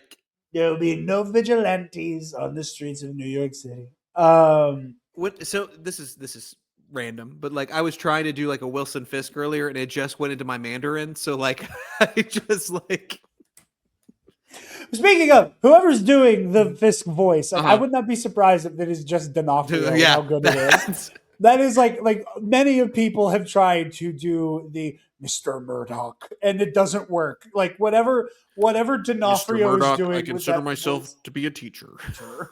Never see me coming. You'll never see Wilson Fisk coming. But like he puts such a particular stank on his voice that there's a part of me that's either somebody's doing an incredible fucking impression, or it's just him like upping happens.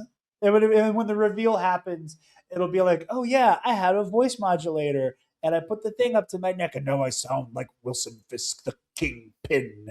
And like, I wouldn't be surprised if it's D'Onofrio, but it's such a good, it's such a great hammed up version of who knew that D'Onofrio could do D'Onofrio, Which like, you're right, but also, wow, it's fun hearing him do like a very cartoony version of it. Absolutely, he can do it all. He can do it all. But yeah, and I am interested. I want to make clear, I did like this episode. If there was one thing I am a little concerned about, and one thing that my ears are perked up about a little bit, I fear. And granted, this is an issue that Daredevil comics have run into before. That we're kind of in this weird cycle of the Daredevil character in the MCU having a brief moment where he can balance being the devil is Hell's Kitchen and a normal fucking attorney. And then something happens and he quits being Daredevil. And then something makes him Daredevil again. But during this point here, he's way too much Daredevil. And then it balances out and then he's cool doing both. And then he has to quit again. Well, there's a part of me that feels like we're getting another season that I'm like a little like, where it's like, okay, you're only Daredevil again. Yeah. And, and then we'll get to a point where you aren't only Daredevil. And I'm sure after that you quit and then you come back and then you quit. I'm a little like burnt out on that, but they're doing it great. They are doing it great. I will say, based on the attorneys that I've worked with and the attorneys that are my friends and I know, he drinks way less than all of them. So like he's went up my nose. It's good. He can do it. I'm sorry, I didn't mean that. It was good. Your choking on water is also your Trump. The water went up my nose so hard you wouldn't believe it. Now that's But- Operation Epic Fury, if I've ever heard it. Right? But no, I do love Charlie Cox he's just so good in this role that it's become effortless. Mm-hmm. You know, where I can only imagine how satisfying it is to come to work to play this character again and again and again. He's Same with D'Onofrio. Like I said, like those two are maybe some of the best like comic book casting of all time, and it's all based on their chemistry. Given I know whatever happens in Doomsday, but like I think they've been playing those characters like and have shown up in things just as long as like Chris Evans, Chris Hemsworth, like longer than Star-Lord's been around. So like they've been doing this a long time. So they're like as far as I'm concerned, no disrespect to Ben Affleck and Jon Favreau, but like those are like, or not Jon Favreau, Michael Clark Duncan. Yeah, there you go. Well, R.I.P. My point was they've been playing it long. Like these are the definitive versions of these characters. Like you can't. It would be a high bar to clear to recast them. It's like, and again, like I'm a firm believer that like I think we get too married to certain performances that Jarod and Bill, but like we culturally, it will never be better than this, and don't even try, and it's not worth it because nothing will ever reach these highs. I hate that mentality, but like I would be horrified to have to recast Daredevil or the Kingpin in the MCU. I agree. I would not. I don't want that fucking job. No, I don't want that job. And I think anybody who wants that job is out of their goddamn mind. Well, maybe like they're just crazy enough to do it. Maybe. But yeah, I'm very interested in where the season is going. There's a really strong first episode.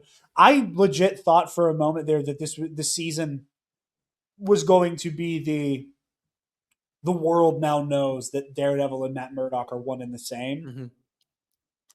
Mm-hmm. With I almost said ICE agent, with the anti-vigilante task force guys. Hey, you said it. Matt you said it. In the apartment, in Cherry's apartment. I like legit thought, I was like, okay, we're just doing this. And part of that was reinforced by the Cyprian, the restaurateur lady who was like helping funnel people out of the city. In the way that she calls Matt the attorney from Hell's Kitchen. Mm-hmm. That there was a part of me that was like, Matt is developing the same mythos around him as Daredevil had in the past. Right. Which is more of an indicator of the barrier breaking down between these two identities. And there was a part of me that wondered, like, is this clever foreshadowing that like very soon, if people don't already know, are going to know Daredevil is Matt Murdock? Well, and like I think that I wouldn't be surprised if we're heading in that direction. I think that's coming soon. Does the world need Daredevil or does the world need Matt Murdock? Like I think that could ultimately be like something that happens later this season, next season. Yeah, and I also what I would really love to see. And granted, maybe this is because I just got done complaining about being kind of burnt out on the cycle of Daredevil. But there's a part of me that like really hopes this story ends with Matt finding the balance, which I think is so crucial to many street level heroes. It's true of Batman. It's true of Spider-Man as well, where there is something so beautiful and cathartic about seeing that moment where it clicks. Where it is, I can't be too much of the one thing because too much of the one thing is really bad. Mm-hmm. Too much of Matt Murdock is I can't do the things that brings the Kingpin to justice. And if there isn't somebody who can break into Fisk Tower and beat the piss out of him, then Matt Murdock and everybody else will suffer. But if it's all break into a building and beat the piss out of somebody, like the actual systems don't function anymore. I will be very, very interested going off that point, seeing his arc in this season, because given what we were talking about earlier with Brand New Day, like who better to like navigate Peter Parker through his journey of being too much Spider-Man and not enough Peter Parker than somebody who has just gone through it with Matt Murdock. Like I said, if Matt is in it, like again, if it weren't for the hand, and if it weren't for the fact that it feels like Born Again is already on the trajectory of Daredevil doing that, I would be less compelled to say he might be in Brand New Day. But because of the way these two things are moving, it seems very. It feels like they're in conversation with each other already. Agreed. But yeah, there's a part of me that's like hoping that might happen soon, like the outing of Matt Murdock.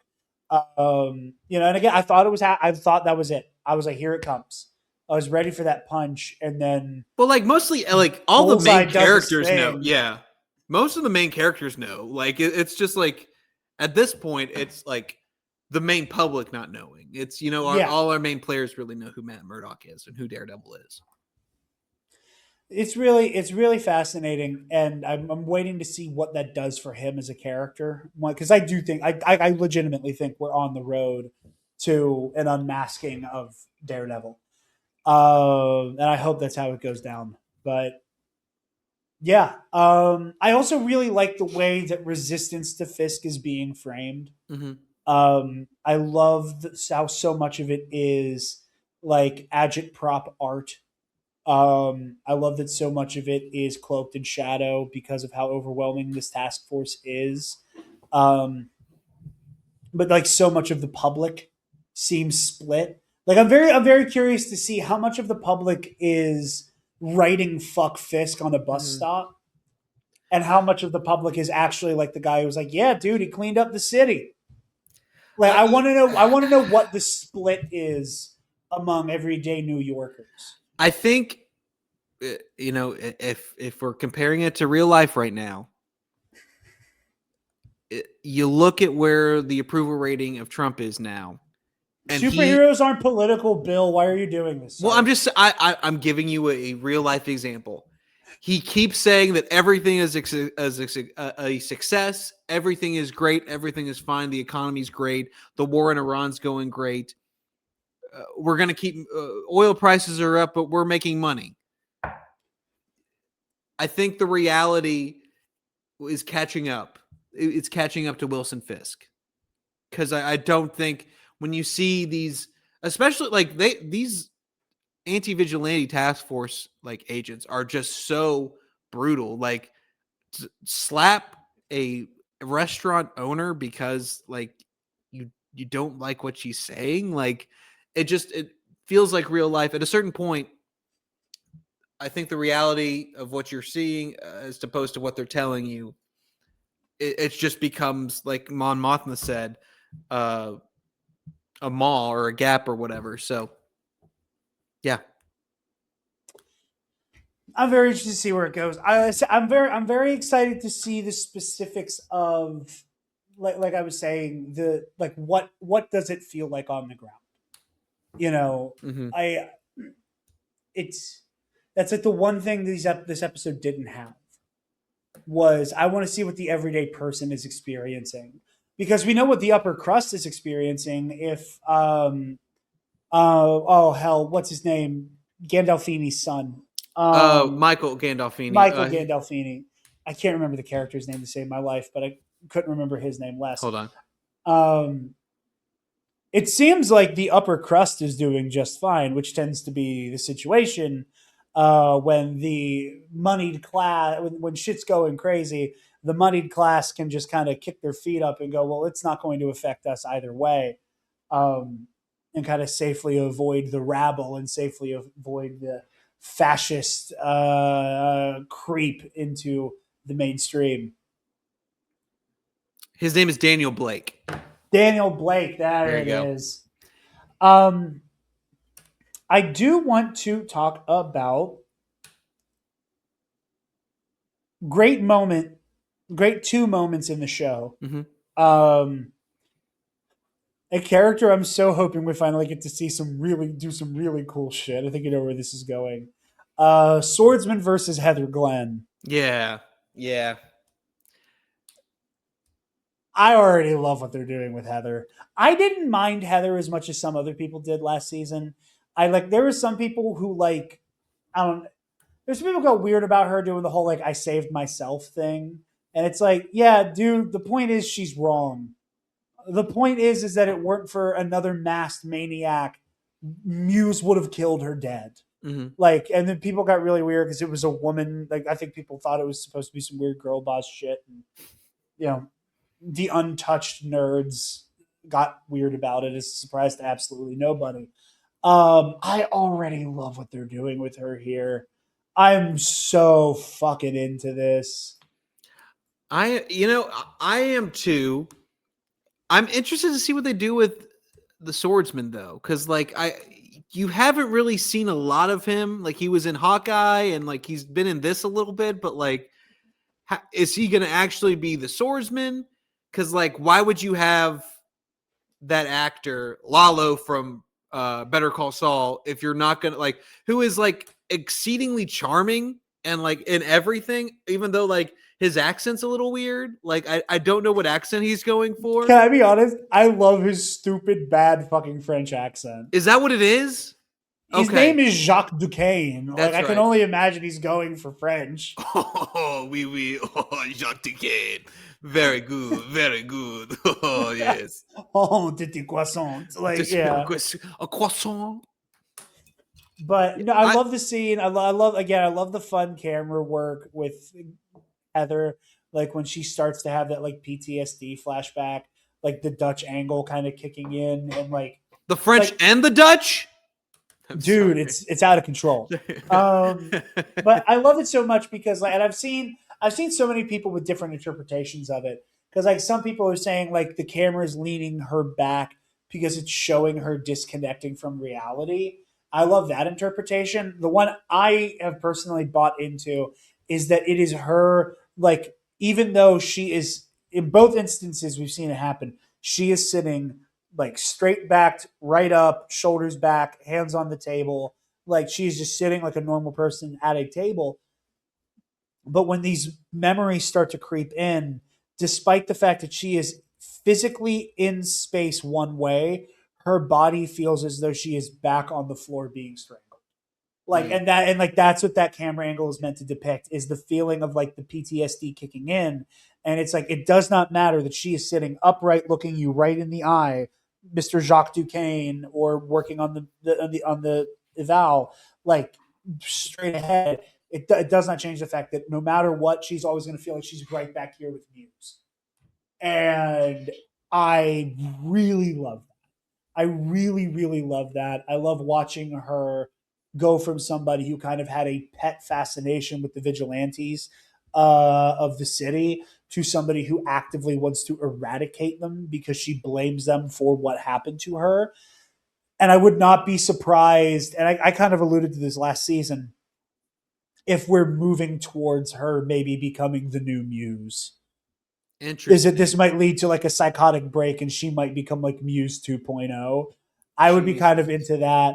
But yeah, and the PTSD angle's even reinforced because whenever the DA it was Holbeck, who works for Fisk, when he's on the phone with her and you hear him kind of beating the shit out of the vending machine because it's not giving him what he wants, which I think is also going to be really important down the road.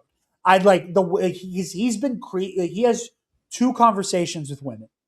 Yeah. This whole episode, he talks to 2 women who are in the same field as him, who at one point or another have worked under him.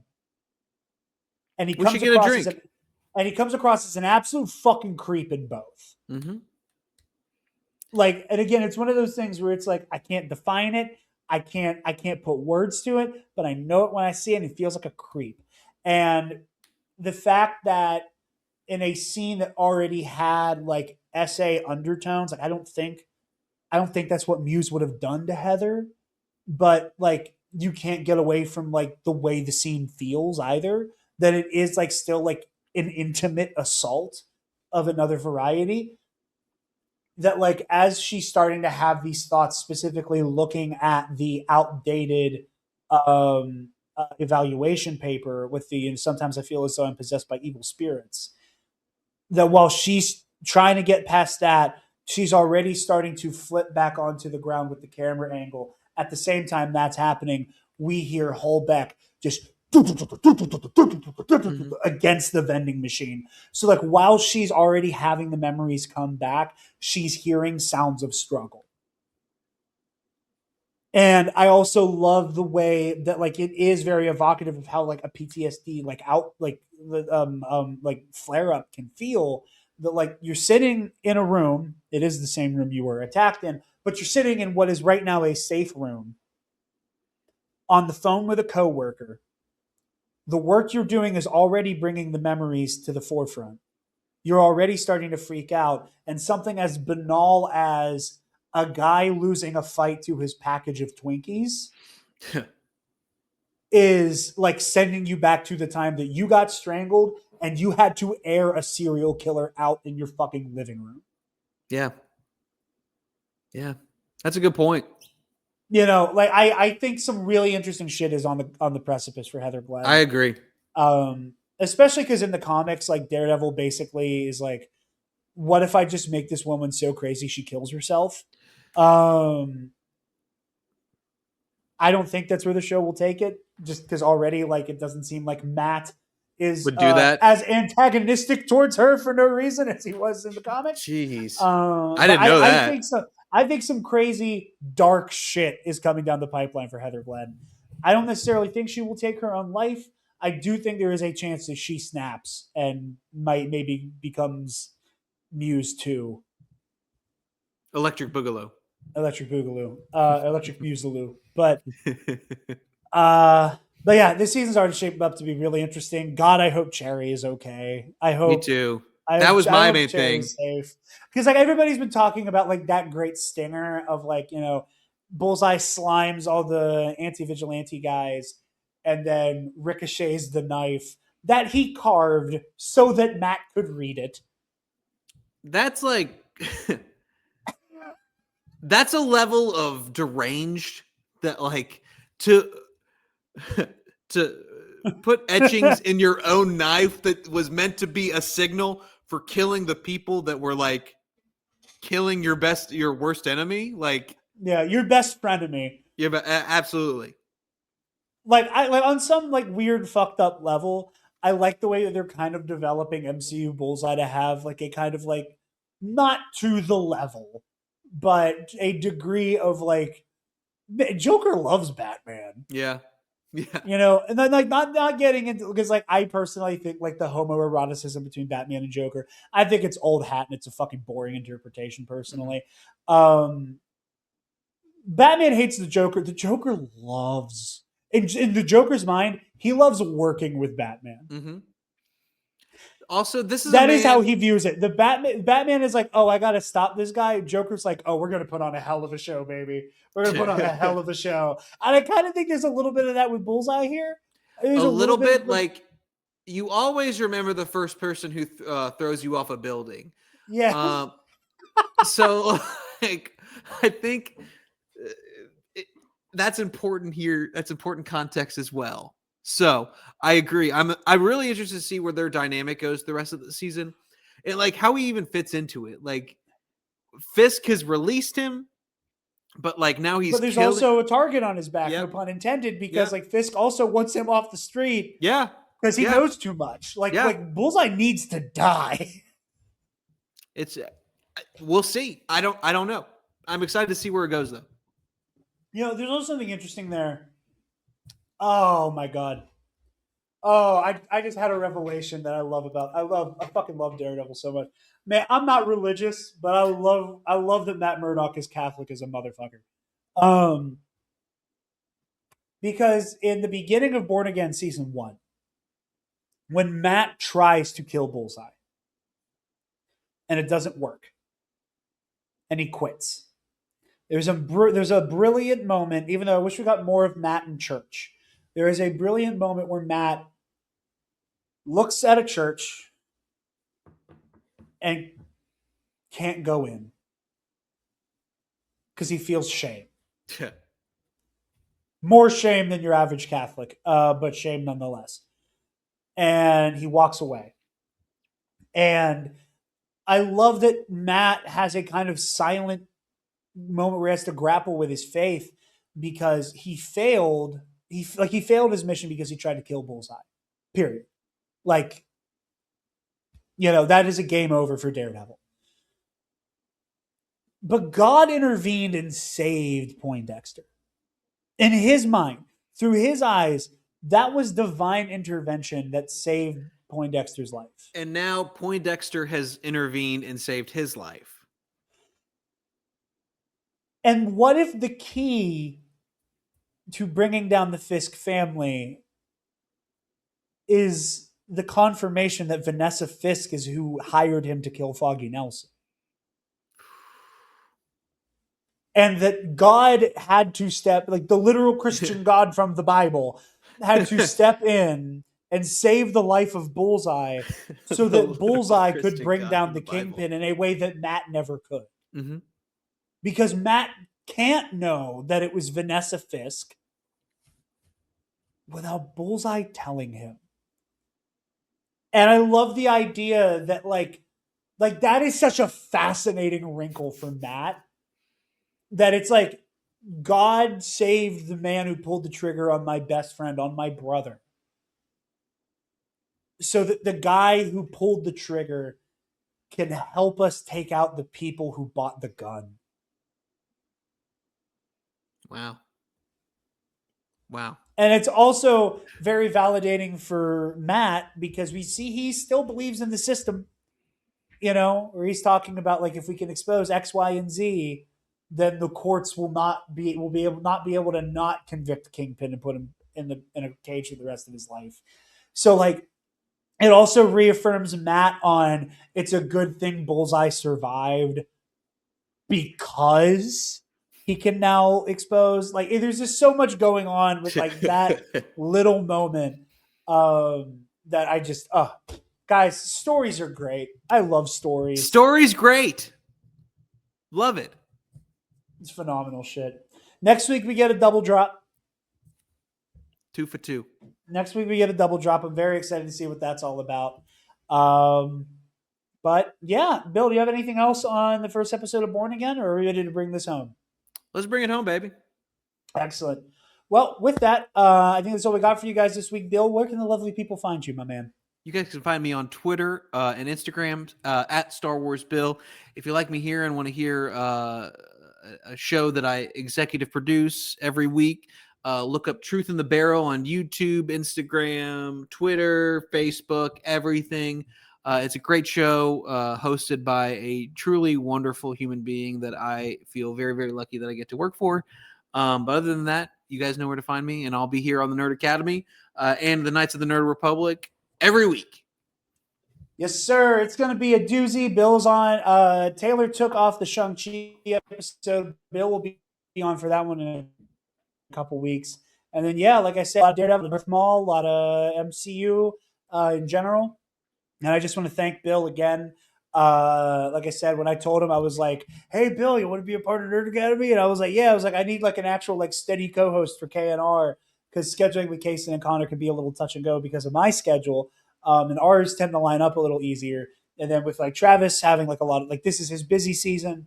And, I just want to on camera publicly thank Bill for making enough time for TNAP.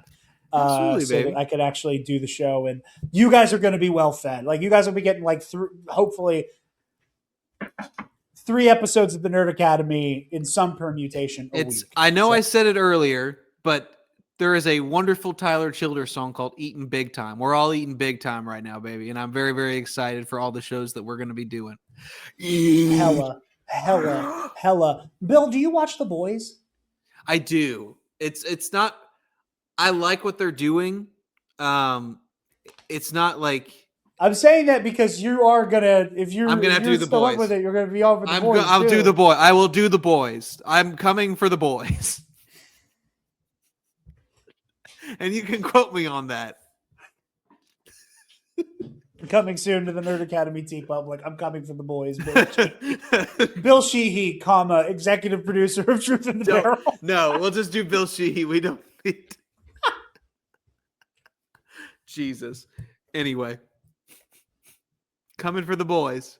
Coming for the boys. I need you to ask me where I'm at. I'm sorry. Okay, sorry. Edit this out. Where can we find you? I'm not editing shit out. That dead air is going to be there forever. You guys can find me on Instagram and Blue Sky at Dark Jedi 2552. You can find the Nerd Academy podcast on Facebook, Instagram, Blue Sky, wherever you get your podcasts, and on our website, thenerdacademypodcast.com, where if you are feeling generous, you can donate to our Patreon. Hey, give me $1. Speaking of our patrons, thank you to our $10 alumnus, Ray Clausen and Paco, who I'm not going to say your government on air, but when you commented on Pro and Noob and said what your real name is, you completely shattered an illusion for me, and I'm never going to forgive you for it. I feel like I just found out Santa Claus wasn't real a second time, that your name isn't actually Paco, and that shit pissed me off. $5 patrons get early access to every episode of The Road to Doomsday, as well as exclusive access to our audio commentary tracks for every movie. Right now, $5 patrons get early access to our Loki Season 1 and 2 episode, our Black Widow episode, our Shang-Chi episode, and our Eternals episode are all locked and loaded on our Patreon. So if you want to go rewatch those movies with Taylor and I, you can go tune into that. And you can go watch our episodes talking all about the first and second season of Loki, Black Widow, and Shang-Chi, and Eternals on Patreon, top to bottom. But you can also catch Bill and I both on Star Wars in a Galaxy's Epic Confrontations, the Star Wars Trivia League put on by Eli from In a Galaxy. Bill, your match is out. How are you feeling? An earlier exit from the teams tournament than either of us wanted. I've been reading now because of this. The book being so close kills me. I've been reading again. It's Zelda manga, but I've been reading. You're too far away. I couldn't tell what it even was. No, it's the Minish Cap. But anyway, yeah. Here's what I'll say about that. Who reads anymore? You and J-Dub put up a great show. I just want to say, you guys ended up with, in my opinion, we should have taken The Force Awakens. In my opinion, and it may be biased, because I have famously had matches, Elfrona, destroyed by spinning that category. I lost to Scotty Holiday because of Sacred Jedi Text. I lost to the Bombad cast because of Sacred Jedi Text. That wasn't even the name of the fucking category yet, but that's what it was.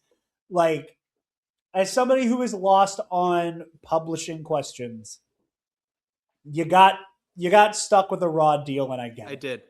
I did. And I don't hold that against you guys. Like, I think there are certain matches where people shit the bed, and there are questions and it's like, how did you miss that? And then people get rough categories. Sacred Jedi Text is a rough category. It is. I have read more Star Wars books and comics than I can count. Somehow, every time I spin it, every single question is about one I have never even looked at. And so I, like, you guys went out with a hell of a fight. Great. You know, you guys did the right thing, giving them Clone Wars. You took it off the board. You gave them a hard round 2 as well. I was hoping that it could be me and Michael versus you and J-Dub. Hot Wayseeker Summer, as always. Keep it in the house. Keep it in the family. Have a fun little sparring match on main. But don't you worry, as Michael and I will be avenging you and J-Dub with extreme fucking prejudice. I appreciate it. Thank you, brother. We're coming for their fucking throats. But coming for them boys. But you can also catch me over on the Mitch692 channel for Pro and Noob, the anime show where Mitch is showing me a bunch of anime for the first time. We are heading into the final episode covering Season 3 of Attack on Titan. And then after that will be all Season 4. We're all done recording it. So that's all open to you guys for the time being. So for me now, I'm in the moment where I have to figure out what episodes are coming out when. But like I said, next week is the end of the Return to Shiganshina arc for Attack on Titan. And yes, I do have a little bit of a meltdown because of it. And this week, if you want to see me get drunk and eulogize a shit ton of the characters, go watch the episode that came out this Monday. But with that, I think oh my goodness. And then Luminous Odyssey, the Star Wars RPG show that myself, Taylor, Alden, and Joe Organa are all doing on the AllRemaining Systems channel. It's a High Republic era Star Wars RPG. We're having a lot of time, really good time recording it. New game system, lots of fun, High Republic era. Go check that out. But with that, that is all I think we have for you guys. Thank you, everybody, for tuning in. Like we said earlier, Bonchu Alley Girl. Got to respect it. That's Bill's wife. My wife. Anyway. Like I said earlier, you guys are going to be getting a lot of Nerd Academy in the time next few months here. So stay tuned for Knights of the Nerd Republic talking Maul Shadow Lord in the lead up to the Mandalorian and Grogu.